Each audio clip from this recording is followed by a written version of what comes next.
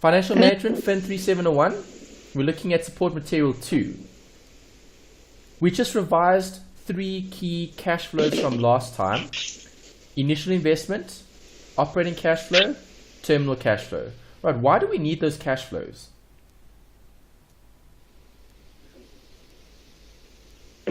In order to cover our debts.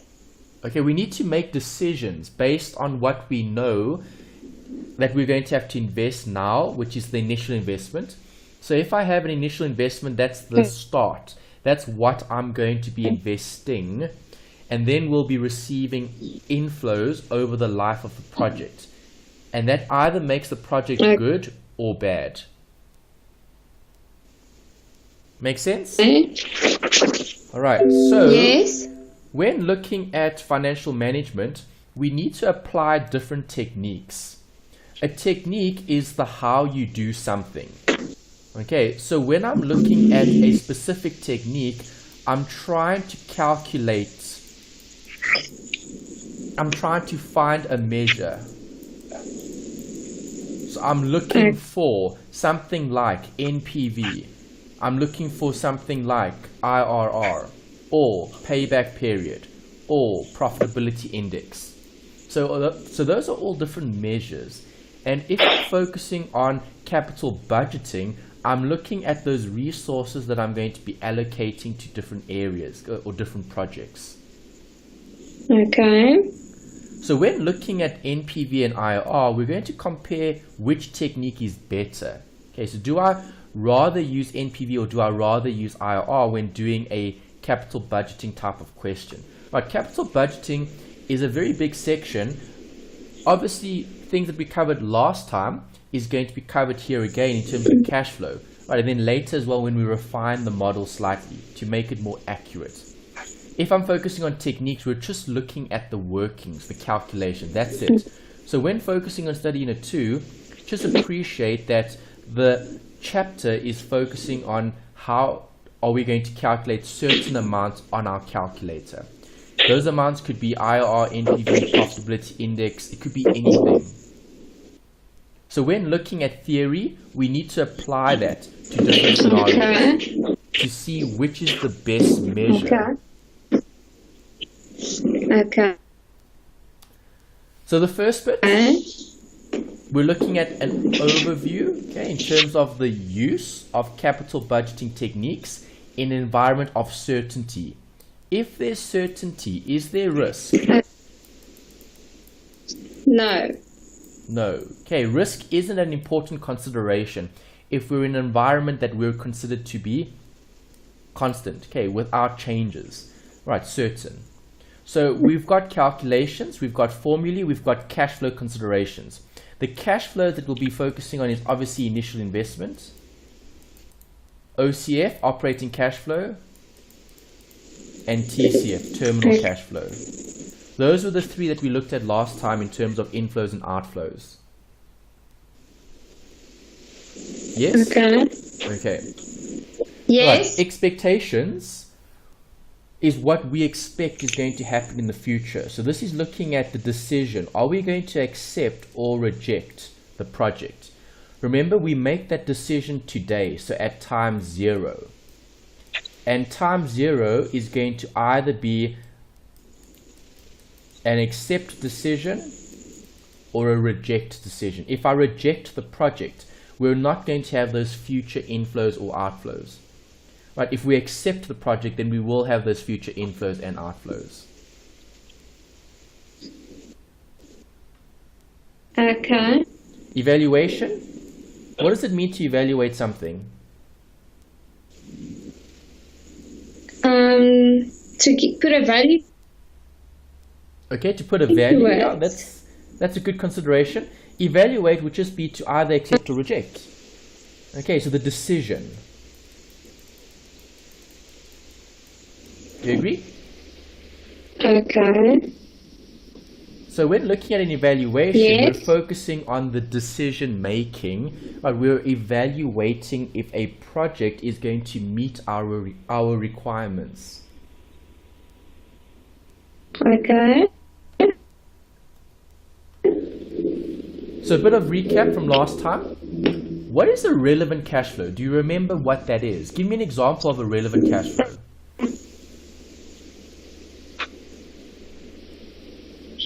Well, if it has to do with that specific project. Exactly. Okay, so if it relates to the project, it's a Can you hear relevant me? cost. Yes, I did. Okay, I heard you, but it wasn't very clear, but I heard you. So don't stress. Okay. A relevant cost is something that will affect the decision making. Okay. So if it Okay. affects the decision making, we were going to include it in the calculation. So is the initial investment a relevant cost?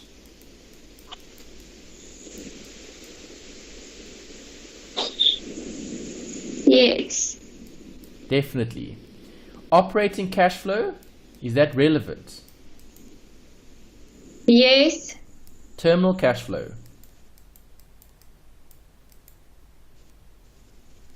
Yes. All three are relevant. All three are important. We need all three in order to do the calculation. So if we had to draw a timeline, the timeline would look like this, right? We saw it last time. Initial investment will start here at the beginning. Okay, then you'll have OCF, which is over the life of the project. And then you'll have TCF, which is right at the end. Okay, so initial investment, OCF, and then TCF. Right, so when looking at capital budgeting and looking at relevant cash flows, we first need to establish what the cash flows are before we can do the calculation. Okay. I just want to ask you something. Yes. Is it's referred to chapter 8, but I had a look, and according to me it's chapter 11 in the textbook. Have you had a look at the new textbook? Okay, yeah, the chapter numbers are different depending on which textbook you've got. Okay, so let me quickly grab the textbook and then I'll find it for you.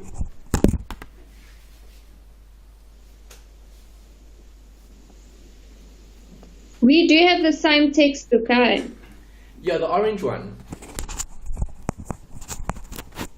Yes. Yeah, But the the orange edition, do we textbook. have the same edition? Let's have a look. I've got Long-term second capital edition. budgeting. Capital budgeting techniques is actually on, it's in chapter 10 actually.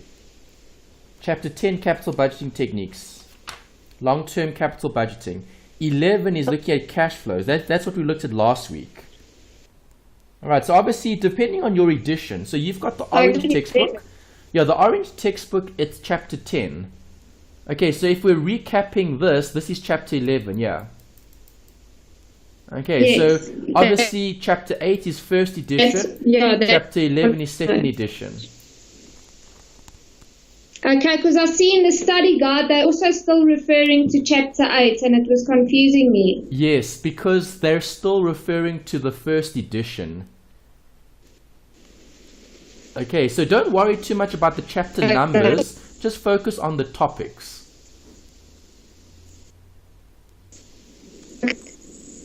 Alright, the topics is what you're going to be looking at. So the topic here is relevant cash flow. So in Eunice's study guide, they say first edition because they're referring to chapter 8, okay? And in your textbook, you've got second edition, which is chapter 11. Both are the same. You've actually got the newer version, which is better. Okay, so don't worry about the chapter numbers. Just focus on the actual topics. Okay. Right, because I do agree, it can get confusing because sometimes the study guide is still referring to chapter 8 or the first edition. Sometimes it's the second edition. Don't worry about which edition it is, what chapter it is. Just think about the theory, okay, the concept. Okay, so here we're looking at cash flows. Cash flows, according to your index, is in chapter 11 of your textbook. Okay. Great. So now we're looking at this. Timelines. Do we have to draw a timeline? Yes. We have to. The reason for that is we're taking things back in time. Right, and that's discounting. So when we talk about this, the net present value. Net present value means discount or take back all the future cash flows.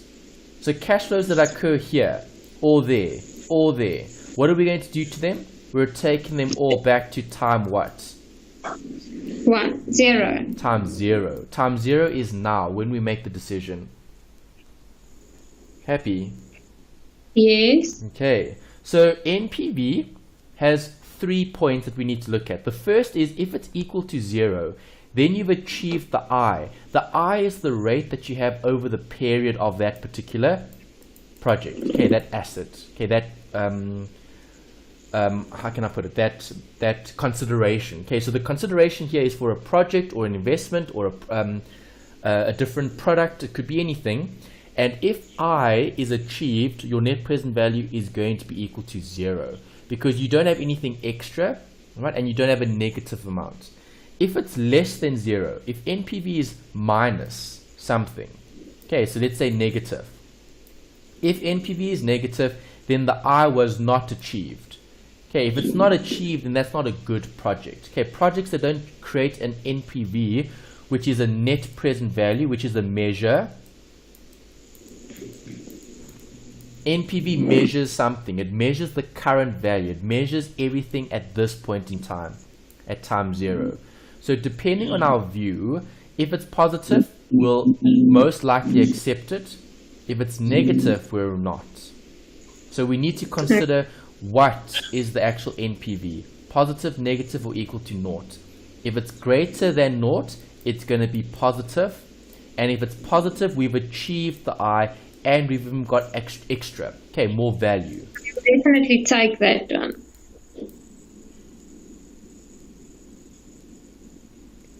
So if the NPV is positive, we will take the investment. Yeah, we'll accept the project.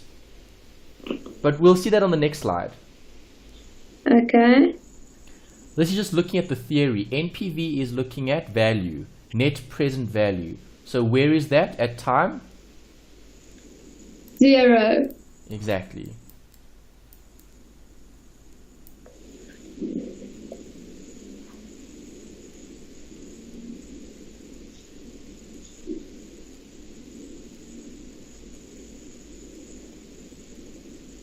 Do you have everything? Yes. Okay, you've written it down. Yes. Okay. If internal rate of return is provided, internal rate of return is looking at the rate applicable to the cash flow. So when looking at cash flow, we're looking at all of these amounts. That's cash flow. It can be positive or negative. What do we call cash flows that have inflows and outflows?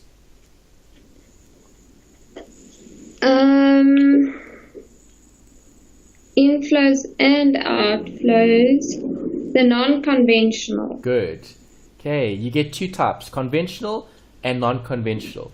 Right, we have non-conventional cash flow here, right, because we've got minus 200 over the life of the project, assuming that there was an initial investment here as well. Okay? Okay. Good. Right, so let's have a look at project A and project B here. Which project do you like better? I'd say A. Okay, you're going with A, so you like A better than B. Yes. Why? Because there's a constant inflow. Okay, good. So that's one reason. So you prefer A because the cash flow is constant in terms of 140 each year. Yes. Okay, great. So if we're looking at the cash flow, are these conventional or non-conventional? Conventional. Why? Because it's just inflows. Exactly. There's just inflows after the initial investment. Okay, so I first invest 420 and then I get that. Or I invest 450 and then I get that. Okay, so are project A and B the same? Well, no, they're not the same, but they're both conventional. Okay, they both have conventional cash flow, fine. But which project is cheaper to accept? Oh, A. A would be cheaper to accept. And if I'm looking at capital budgeting, is that a factor to consider? Yes. Definitely. Okay, so what happens if we only had 400,000? Would 400,000 cover both projects? No. Would I be able to accept A or B? No. No. All right, if I had 500, would I be able to accept the projects? Yes. But how many could I accept? 1. Exactly. Right, so if you can only choose one project, and if the other project falls away, let's assume that's the case, what do we call those types of projects when the one is dependent on another? I can't remember. Mutually exclusive. Okay. And if they're not dependent on each other? I can't remember. Okay, so are you dependent on anyone? A little. Okay, so that wasn't the answer I was expected. So, the word I'm trying to get you is independent. That's the word I'm trying to get you to think about. Sorry, that didn't work. Okay. All right. So, what does it mean to be independent? You're separate from Yes. the project. So the project is separate. So if A is separate from B, can I accept both? Yes. Yes. Okay, and that's what we're trying to look at. So what are the two types of projects? Independent or mutually exclusive? Okay, wait, let me write that down. Okay, you've got it. It's in your first set of notes. It's just some revision. Okay. Mutually exclusive, I can only accept one or the other. I can't accept both. If they're independent, meaning they're separate, then I can accept both. Okay. And that's something to consider when looking at projects, because from a test point of view, they might or might not give you, okay, a budget that you're going to have to work with. Right, and that's why I used an example 500. If you had 500, would you be able to accept both projects? Well, no. No, you can't. Okay, you'd only be able to accept one. Let's say we've got 2 million. Okay, 2 million will cover both projects. Do you agree? Yes. So if I have 2 million in terms of capital budgeting and I'm allocating that to those projects, and those projects are independent, how many projects can I accept? 2. Good. And if they're mutually exclusive, even if the budget is 2 million, I can only accept one. Okay. Because it's mutually exclusive. So the resources don't matter if the projects are mutually exclusive. Okay, because you can only accept one. Okay. All right. So let's talk about A and B. If we were to plot that on a timeline, what was A's initial investment? It was 42. 420. Oh, yeah, sorry. Plus or minus? Minus. Good. So if it's a negative, what does that mean? It's an It's outflow, the initial. right? What do you mean? It's an outflow. Negatives Okay. represent an outflow. Positives represent a Inflow. inflow. So what inflows do we have? 14,000. 140, sorry. Okay. How many of them?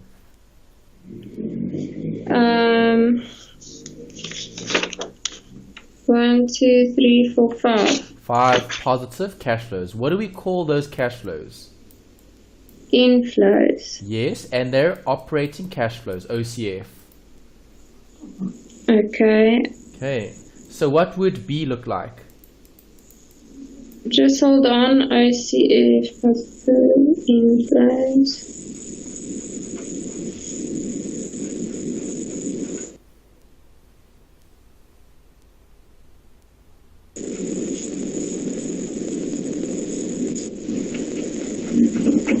Okay, B would be the negative 450. Yeah. And then?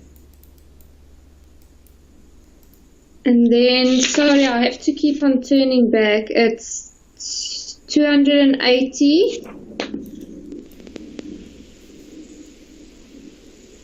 12. 12. 120. Sorry, I'm looking. Yes. And then it's 100, 100, 100. Great. And what do we call those? OCFs, eh? Yes. And the first one, initial investments. No terminal cash flow in these examples. Right, so remember the first week. In week 1, we had to calculate all of these. You had to calculate initial investment. You had to calculate OCF. In this particular study unit, we're going to be using it and we're going to be calculating certain amounts. Okay. Okay. All right, so we first need to look at a bit of theory before we get to the calculations. All right, so if I look at the first bit, payback period. There's the definition. Payback period is the amount of time required for the firm to recover its initial investment.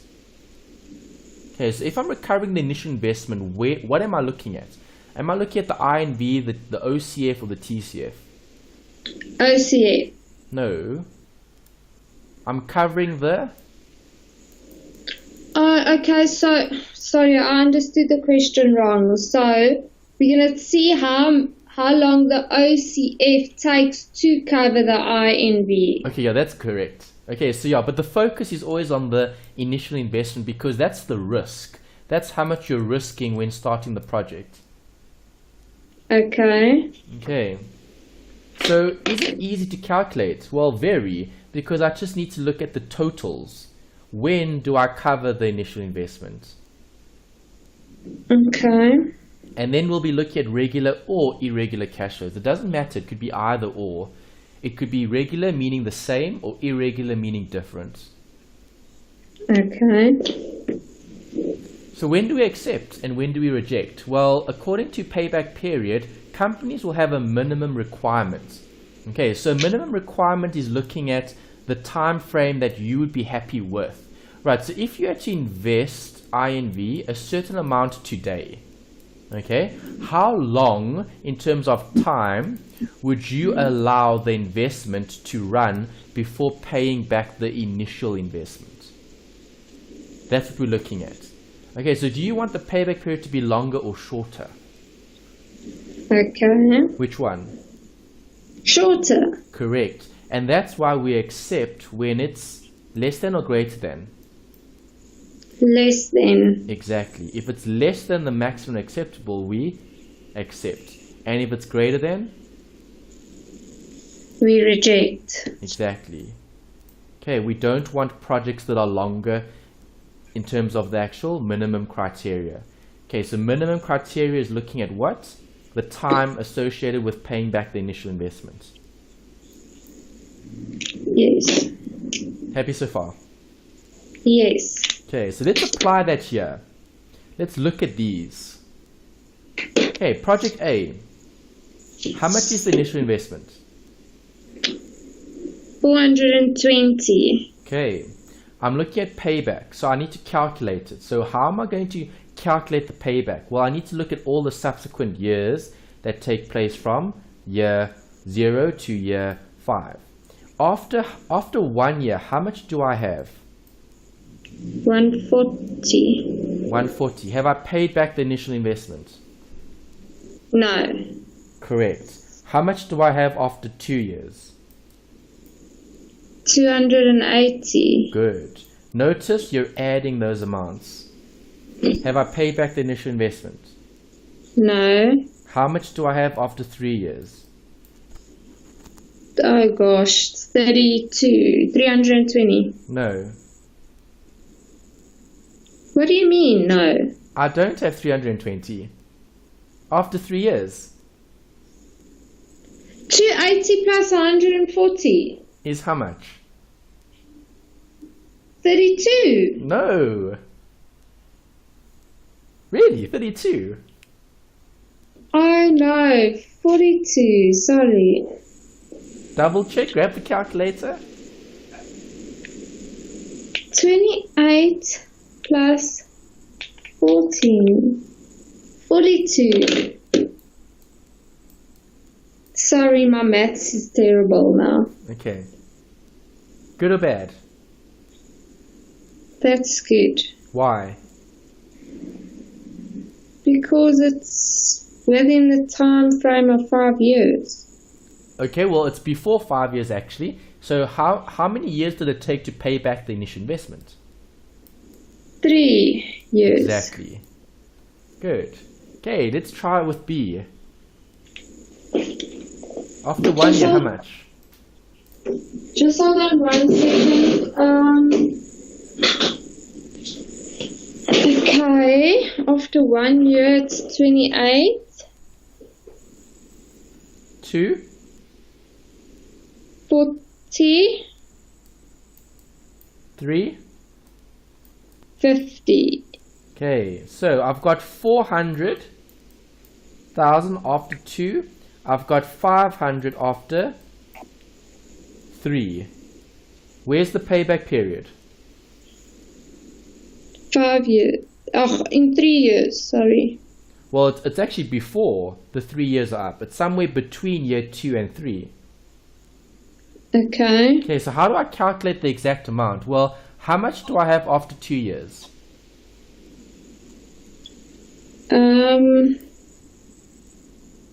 The 400. 400, correct. So I need 2 years.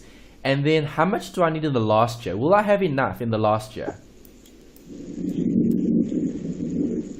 I will have enough in the last year, but how much do I need in the last year? For 500. For No, I 50. only need an extra 50. Yeah. Okay, so I need an extra 50 of the... How much do I get in the third year? 500. 100. Okay, so in the third year, I only need 50 of the 100. So it's 2,5 years. That would be the payback period, 2.5 years. Okay. Okay, because think about it. After 2 years, how much did I have? 400. Yes. Have I paid back the initial investment? No. No. How much do I still need? 50. 50. And how much do I get in the third year? 100. 100. So the difference is a half. That's the portion that I need in the final year. Makes sense? Yes. Okay. Right, so what are some of the advantages and disadvantages? This is theory. Okay, so there may or may not be short questions covering theory, looking at the different measures, okay, the different techniques. Right, so why do we like payback period? Well, it's easy and simple to calculate. It's intuitive because it looks at the initial investment. We're trying to identify when do we actually pay back that amount that has been invested. Cash flow is considered rather than accounting. Why don't we consider accounting?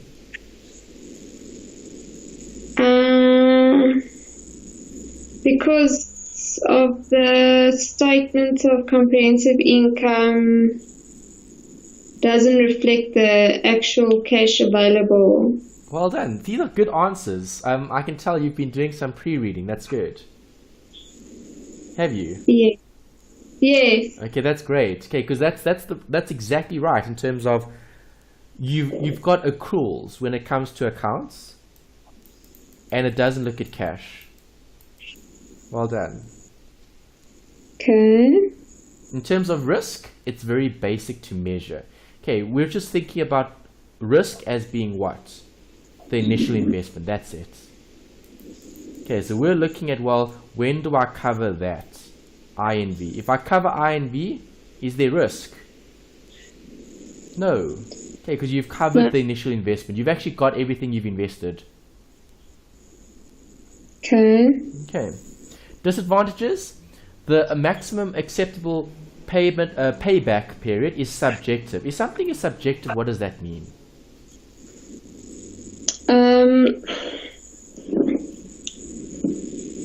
I don't know how to explain it. Binded to, I think. Not quite. Bias. What is bias?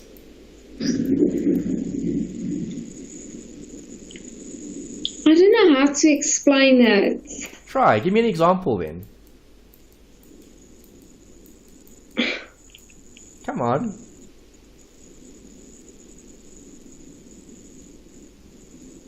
You give someone like an unfair advantage.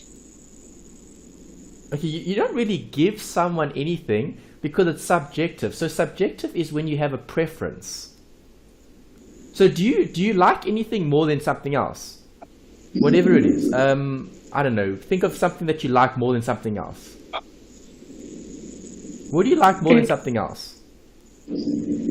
I like Samsung more than iPhone. Exactly. So are you subjective? Yes. Why? Because I prefer the one over the other. Exactly. Because there's preference for the one rather than the other. Okay. That's subjectivity. Okay, where you're making a choice based on your preference. Okay, your bias, your view. Right. That's a disadvantage because remember, who is going to determine this maximum acceptable payback period? The manager. You. Okay, the financial manager. Okay. And there might be subjectivity when coming up with that. Okay. Right, something else, there's no discounting. So there's no time value of money. And there's no future cash flows that are considered. So we don't look at all the future cash flow, we just look at the ones that pay back the initial investment. Okay. Right, so let's see how we work it out. I've worked out initial investment, not worked out initial investment, I worked out payback period for you in the first example. This one is for you to try in terms of this particular project, okay, gold and silver, and we've got a maximum acceptable of 3 years. So now you need to tell me if you'll accept or reject these projects. So first work out the payback periods, then we can discuss. Okay. See if you can calculate that. Okay, the first project for gold is 3 years. How did you get that? Well, I said the 50 plus 50 is 100, and then the 400 gives me the 500. Good. Okay, then it's 42, 1, 6. This one's also 3 years. Good. Okay, so which project is better? Would we accept both? Yes. We would, because they're in line with the maximum acceptable. So which is better? Can't tell. How? Why? Because it's the same. What is the same? The payback period. Yes, but are the projects the same? No. What's different? Well, the gold and the silver. Okay, and the first year's cash flow, and the second and the third. So which project is better? The first one. Why do you like the first one? Sorry, silver. Why do you like the second one? Because the payback is more in the first year. Exactly. Is that good? Yes. Okay, so do we want things later or sooner? Sooner. Correct. So if you want things sooner, which project is better? The silver. Correct. Okay, silver pays almost, or actually 8 times more than gold in the first year. From a time value of money point of view, does payback period take that into consideration? Yes. No, it doesn't. Payback period doesn't take time value of money into consideration. Oh. Okay, we just said payback period for both projects is how much? 3 years. Yes. Right, so based on payback period, these projects are equal, but are they actually equal? No. No. Silver we know is better than gold. Okay. Right. Okay, good. I want you to work out X and Y now. What is the payback period? See if you can do that.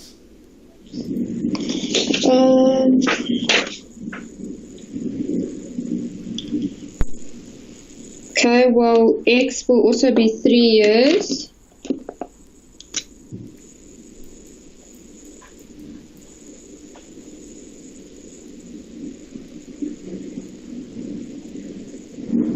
They're both 3 years. Really?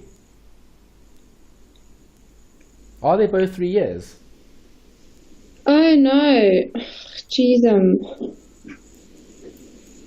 I missed the 1 naught there by the 120. Okay, so it's going to be within 2 years. Is it 2 years? Well, less than 2 years. Well, how much do I have after 1 year? 400. After 2?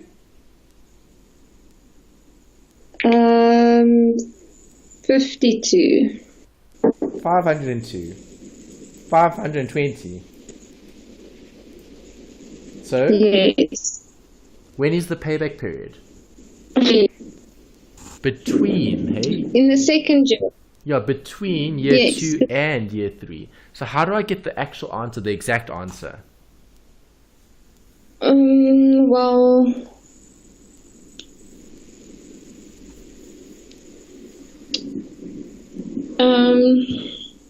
How many years do I need? I need 1 year.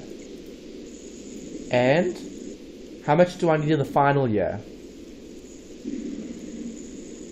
So after 1 year, I've got 400. How much do I need to make back the payback? 100. Exactly. And how much do I get in the second year? 120. Yes, so it's a fraction. So 1 year and 100 over 120 gives you what as a decimal? Um,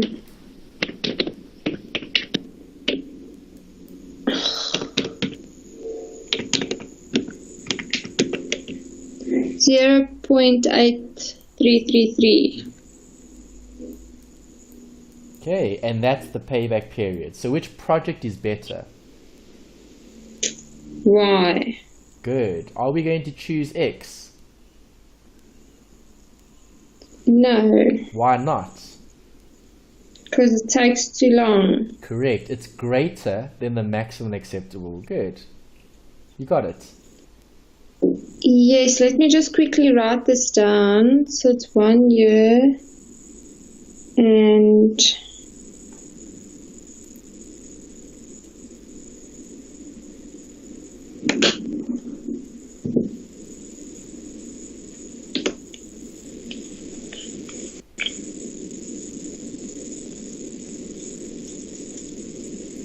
Do you have it?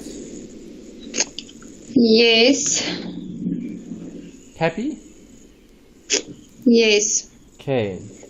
Next bit. What happens now if I'm looking for the payback period and I've got different scenarios? So if I'm considering tax, how is tax going to change the actual cash flow?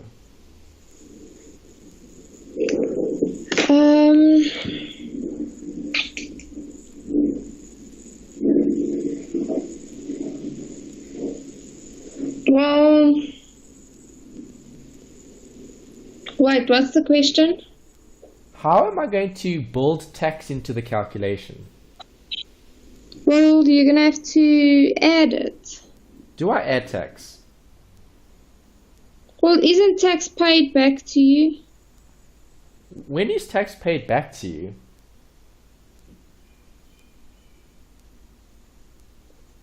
Oh, no. What do we do with tax? Think about your accounting. You pay it out. Exactly. But don't you get a percentage back? Well, you can claim an allowance which reduces the tax, but we don't actually get anything back necessarily, unless it's a refund. Oh, no, I get confused with that whole concept. Okay, don't worry too much about the tax in terms of the detail. Just think about it from an accounting point of view then. What happens to tax? Do we take it off? Do we add it back? We add it back. We take it off. What do we add back? I think you're confusing it with depreciation. Non-cash items are added back. Okay. Okay, tax is always taken off. Okay, let me write this down because I don't know why it's confusing me. Tax taken off. Yeah, you take tax off. Okay, so what is the estimated cash flow expected? Well, what are the expected cash flows? Well, 40 or 60. Do you agree? And that's before tax. So is tax relevant? No. Yes, it is. Tax is relevant to decision making, right? If I make a decision, there are going to be certain tax consequences.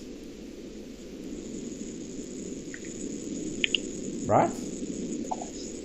I don't know, I'm very confused now. Okay, yes, there will be. So when there is tax, tax is going to do what to the actual income or the cash flow? It's going to decrease it. It'll reduce it, yes. Okay, so do you agree here? I've got two scenarios, 40 and 60. So step number one is to work out after tax, because tax is a relevant cost. I need to work out after tax. So give me the after tax amounts if the tax rate is 25%. After tax amount for 40 and 60. So I'm going to take 40,000 times or minus 25%. Or do I say times 0.25? Well, if you times by 0.25, you're going to get the tax amount. Okay. And then you can subtract it if you want. Or you can do it. Okay, yeah, carry on. 40,000 minus 25%. Here's your what? I don't know, I'm still looking for the percent thing on my calculator.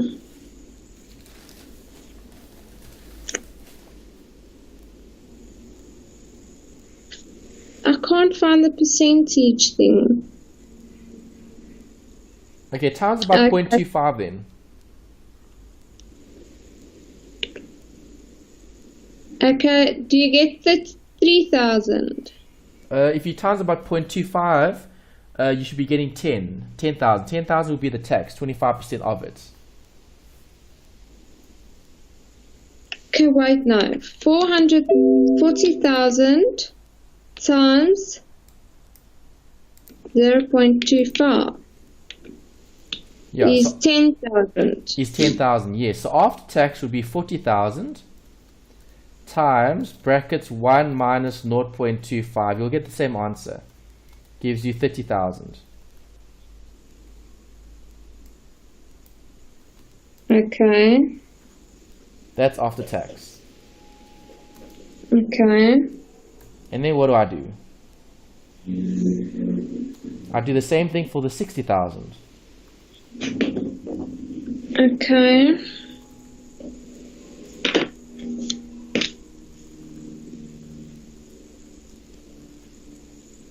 And what does that give me? I'll tell you now.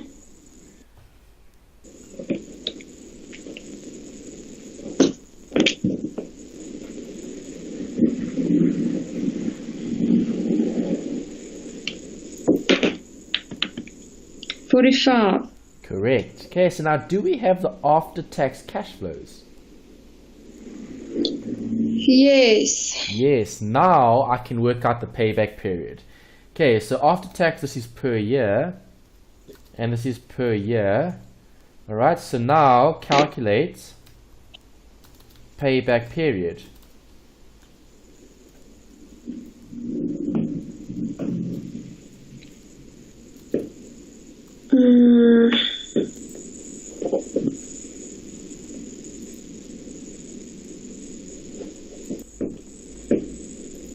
Alright, so what is the payback period? Well, how much after tax cash flow do I make? 30 or 45, somewhere between. Okay, because this is the range. That's the range. I'll have expected cash flow between 40 and 60 per year before tax. So we know that equates to 30 to 45 per year after tax. Makes sense? No, I'm a bit lost. Okay. I said we have income that ranges between 40 and 60 per annum before tax. Yes. After tax, that equates to 30 to 45 after tax. Yes.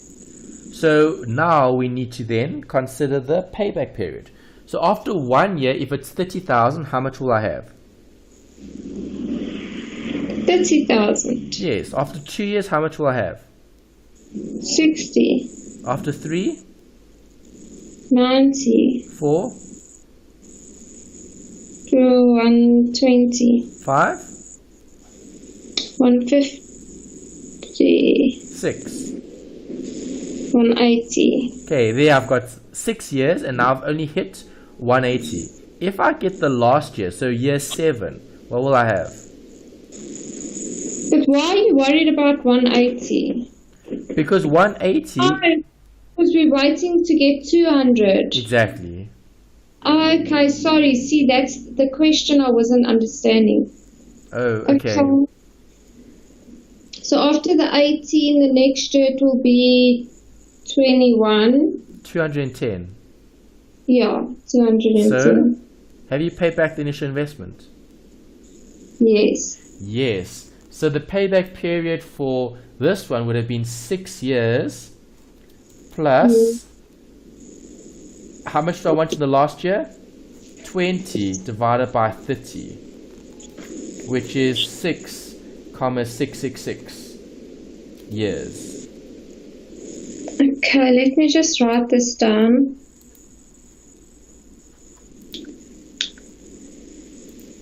Four and a half years. Okay, almost. Okay, so after 4 years, I've got how much?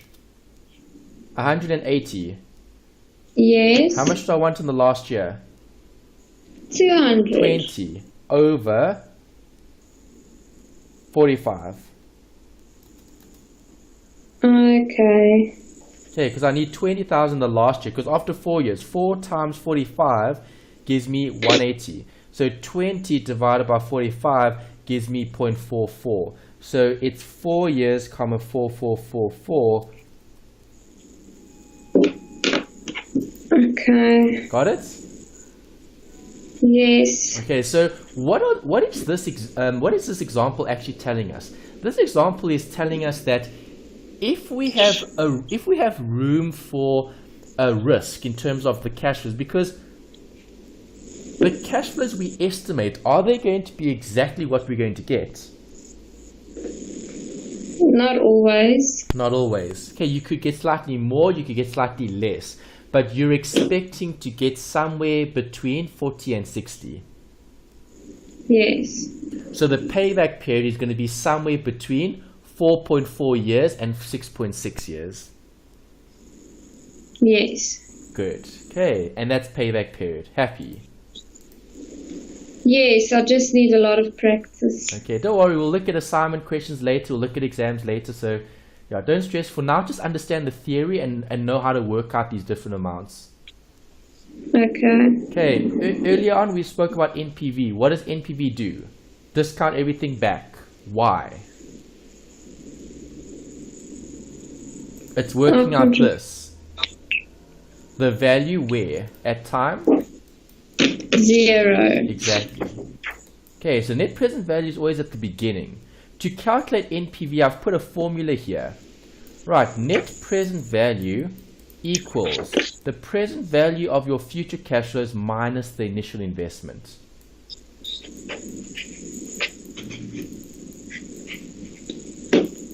Okay, so the one minus the other. So I'm taking everything in the future and I'm moving it back. And I'm determining how much is it actually worth today, in today's terms. Happy? I think no. What's wrong? Just repeat that again. Okay, so net present value is the difference between the present value of your future cash flows minus the initial investment. I take everything back in time and I minus the initial investment because I'm looking at the current moment in time. I'm taking this, I'm taking all those amounts back. Okay, and in the total, the present value of the future cash flows, I will then subtract that from the initial investment. Okay, let me just write that down. It's on the board. You've got it. You don't have to write it down. Here's it. Present value of the future cash flows minus initial investment is net Yeah, but I don't know what that PV stands for. Okay. Present value of the future cash flows. Value of future.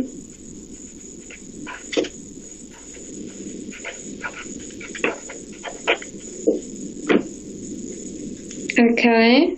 And INV stands for? Initial investment. Yes. Okay, advantage of using NPV, it takes time value of money into account. Okay, so we can look at this. We can look at all the cash flow. Okay, TVM, time value of money. Right, that's a benefit for using it. Right, so when do we accept? We accept if it's bigger than 0 and we reject if it's smaller than 0. Okay. So when doing a question where you are asked to work out net present value, what must I do? I first need the initial investment, then the operating cash flow, then the TCF, because I need the timeline before I can discount anything. Do you agree? Yes. Okay, good. Alright, so here's NPV. Okay, do you have your calculator? Yes. We've used NPV before. Do you still remember how to use it? I think so. Okay, so try. Let's see what you get. Okay, work out NPV for A and B. If you don't know how to use the calculator, then I'll walk you through the process, but let's just see if you can get it first. You're using the CF button on your HP. Alright, try, and then we'll check. Okay, so good. So all you have to do here is type it into the calculator. That's it. You just need to know how to use your calculator, which you now know. Okay, you take the amount, so negative 420 CF, 140 CF, 140 CF, 140 CF, 140 CF, 140 CF, and then you went and inserted the interest rate, okay, the I being 10%. And that gave you the answer here at the bottom, which was A has a net present value of 110,710,1477. So now tell me, accept or reject? I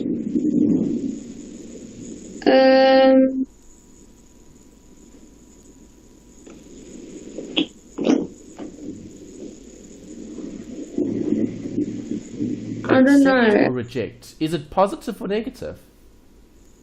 Positive. So NPV, when do I accept? And it's positive. So I accept. Yes, good. Okay, try work out B. Can you get this answer on your calculator? I'll check now. CF 280, CF 120, CF 100, CF 100, CF 100, CF, and then 10I, second function NPV 109,243.96. Well done. Yes. And you got the right answer. Simple, hey? Yes. Alright, good. Okay, so now you've got a few more. That's A and B. I want gold and silver. See if you can work those two out. Negative 123,000.68. Correct. That's right. Okay, let me just write it down. That's gold. Good. Gold is that answer there. What's silver? See if you can get that bigger. Yes. Okay. 32497.51445. Good. That's the answer for silver. Good or bad projects? Both bad. Why? Because they're negative. Correct. So accept or reject? Reject. Good. We'll reject both. We won't choose either of these projects. Okay. Next one, Okay. you've got 2 more to try. Just hold on. Reject. You've got X and Y now. Try work out Okay. X and Y after you've made a note. Okay, you reject projects that are negative, you accept projects that are positive. Okay. Okay, let's work out these. Accept or reject NPV. 376.97. The first one. Good. Okay, that's Yes. X. Positive or negative? Negative. Good. Accept or reject? Reject. Good. Nice. So what happens next? Work out Y. I must do. Yes. Okay, see if you get the same answer. Y is or should be 91873. Okay, see what you get on your calculator? Okay, minus 500,000 cash flow, 400 cash flow, 120 cash flow, 80 cash flow, 100 cash flow, 50 cash flow, 13I, 91873.78. Correct. Good. Accept or reject? Accept, Why? because it's positive. Correct. Good. And there you go. You've done it. Now you've looked at NPV. All right. So the last bit we need to look at is IRR. Okay. You happy with this? Yes. Okay. So what is IRR? Well, IRR is looking at the internal rate of return. Internal rate of return means what do I actually get over the life of the project? That's what I'm looking at. Okay, so I'm looking at a rate. I'm looking at an I that's going to make NPV equal 0. Okay, that's the theory. So the theory relating to internal rate of return involves NPV and calculating an I which makes the statement naught. Okay, NPV equals 0. You can't do this manually. So the calculator is the only way you can do this calculation because it uses a reiterative process in terms of mathematics, and it's called Newton's method. Okay, don't worry about that. It's just the way the calculator does the calculation. All right, so sometimes the calculator takes about a second or two longer than the NPV calculation because it's going through the process to get to the final answer, which is that IRR. Okay, so what is the accept and reject criteria here? Well, I now need to compare my IRR to my cost of capital. If the internal rate is less than the cost of capital, I reject. If the internal rate is greater than the cost of capital, I accept. That's the accept and reject criteria for IRR. So we're also looking at the cost of capital, but we're not calculating it. Okay, we're calculating a measure that can be compared to the cost of capital. Make Okay. sense? Yeah. All right, so how do we do this calculation? You do it exactly the same as you did it for the NPV. The only thing that you don't do is you don't put in a rate. Okay, so you know with A and B, you typed in the initial investment, so you went negative cash flow and then the cash flow, right? Yes. And then before you type in the rate, don't put anything in. All you do there is you go second function and you find the IR button on your calculator.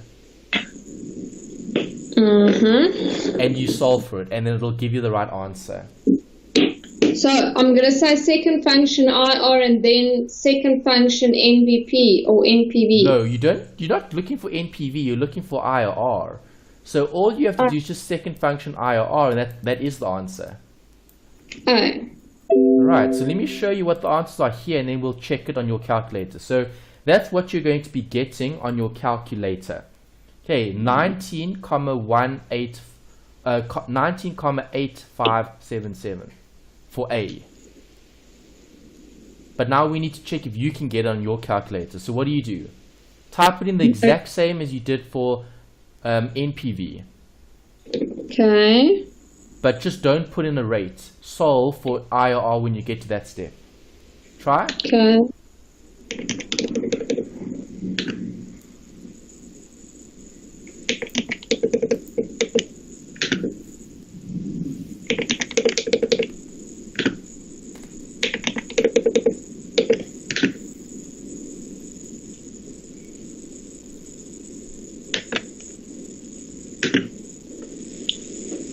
Yes, 198577.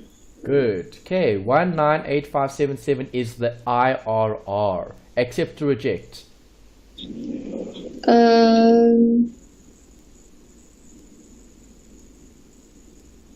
What do we compare the 19.85 to? The cost, which Good. is 420. No, so which is 10%. Cost of capital. You can't compare the percentage to a rand amount. yes. So I compare the 19.85 to the 10%, which is the cost of capital. So accept or reject? No, wait. Whoa, what did you say there? I compare the 19% to the cost of capital. Which is the 420. No, the cost of capital, not the initial investment. Oh, the 10%. Yes. Oh, geez. Okay. Okay, because you're comparing the return, which is the internal rate of return, to the cost. Okay. So is 19 bigger than 10? Yes, it is. Accept or reject? Except. There's the answer.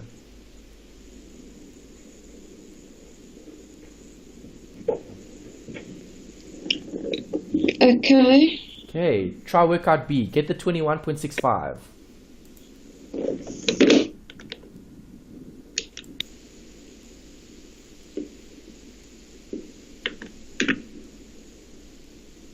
$216501. Correct.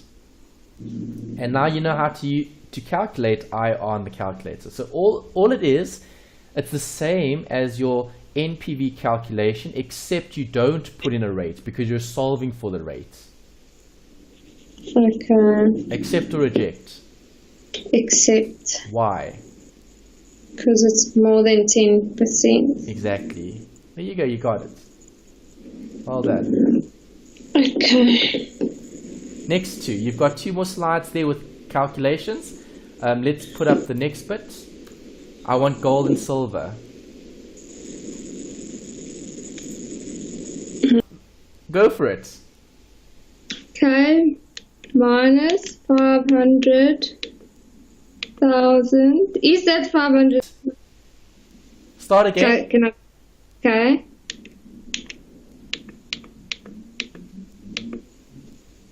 That's 500,000. Okay. Then what button do you press? Plus, minus? I already pressed the minus. Okay, you ready? Awesome. Okay, then CF. Keep going. Then 400 CF. 20 CF.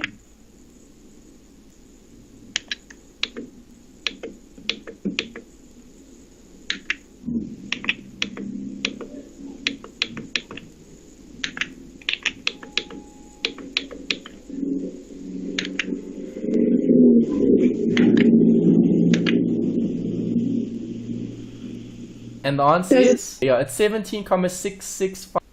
Because they're below 22%. See, that's good. Okay, well done. So if you look at the internal rate of return, the internal rate of return is 11.23 and 17.66. So more or less than the required or the cost? Less. It's less than. So do you agree both of these projects are going to be rejected? Yes. Correct. And if I go back, where is our NPV for these two? Here's NPV. I'm just going to put up the screen there. Here's NPV for both projects, and you can see NPV for both projects were negative. So would we accept this based on NPV? No. Would we accept this based on IRR? No. No. Okay, both are in line with what we said earlier in terms of rejecting this project. Okay. Okay, well done. All right, good. 500.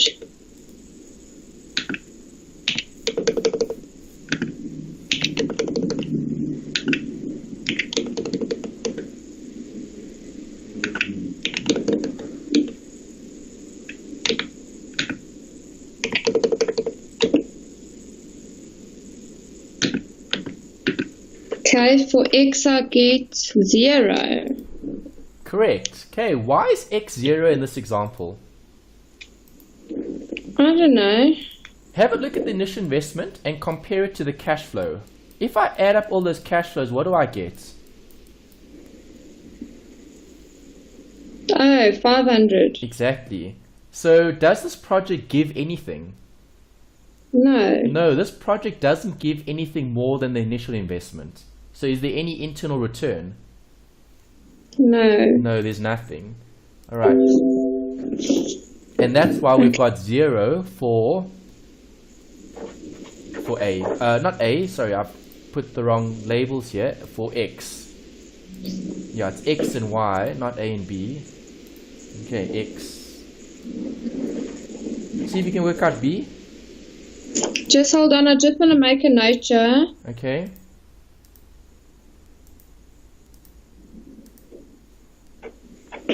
Okay.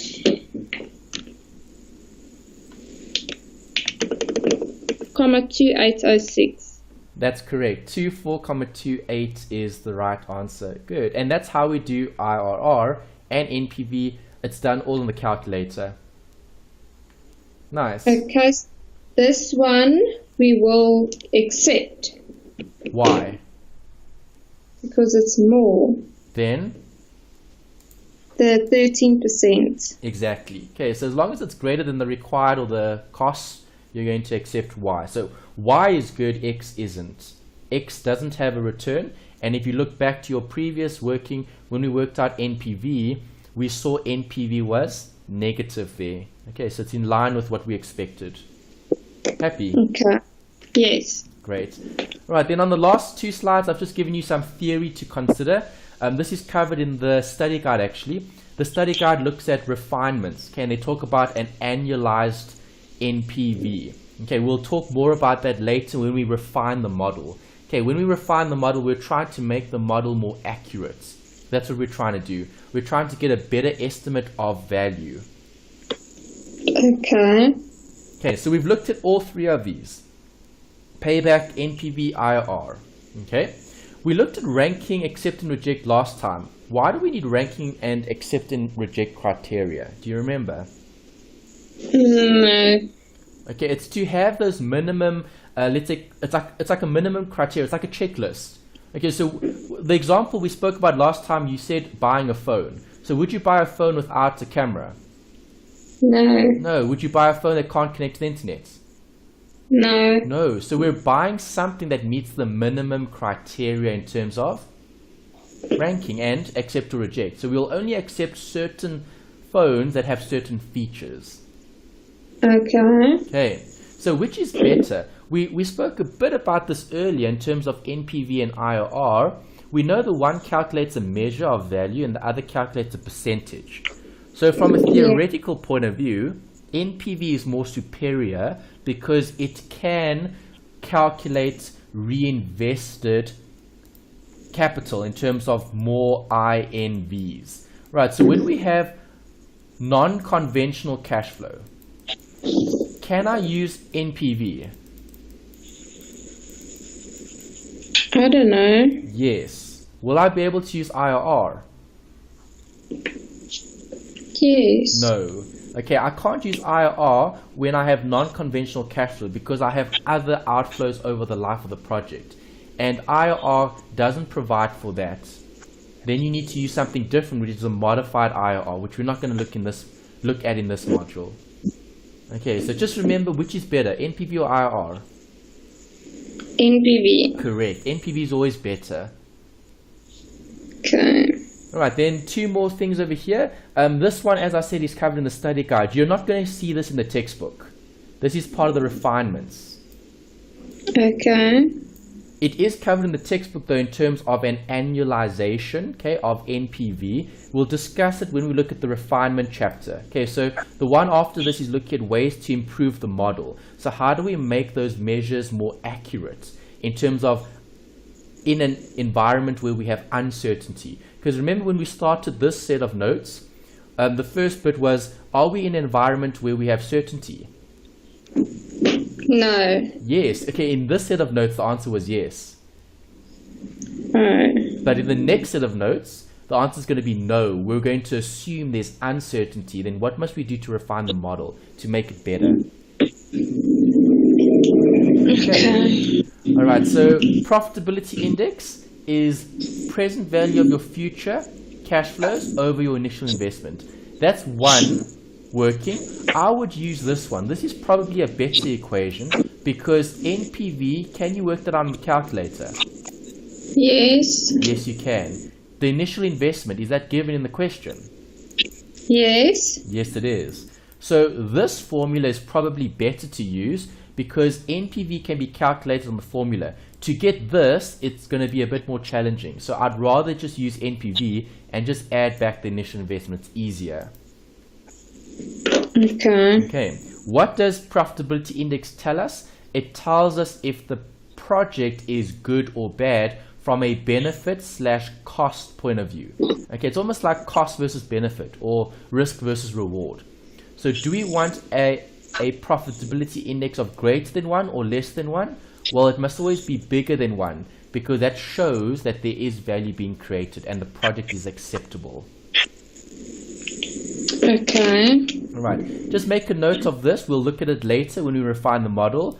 Okay, an annualized NPV, I'm going to take the net present value and I'm going to make it the present value. And I'm going to solve for payment. That's how you annualize it.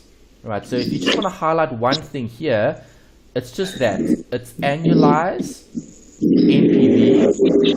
What do I use? I use the payment button on the calculator. Okay, so payments are annuities, right? Remember in FIN3701 you use the payment button to work out the annuity? The same thing's going to happen here. You're going to be using the payment to work out the annuity. Oh my gosh, this is too much to remember. Well, we haven't looked at this yet. Okay, in this module we've only looked at payback period, cash flow in terms of net present value, and IRR, which was internal rate of return. Okay. When we refine the model, we'll take it a bit further when we look at the actual annualizing of the NPV as a per year basis. Because is it fair to compare a project that's over 5 years compared to a project that's over 10 years? No. No, it wouldn't be fair. Yeah. Okay. Make sense? Yes. All right. You sure? So far. Any questions? Nope. All right, great. So that's it for this week in terms of the FIN3701.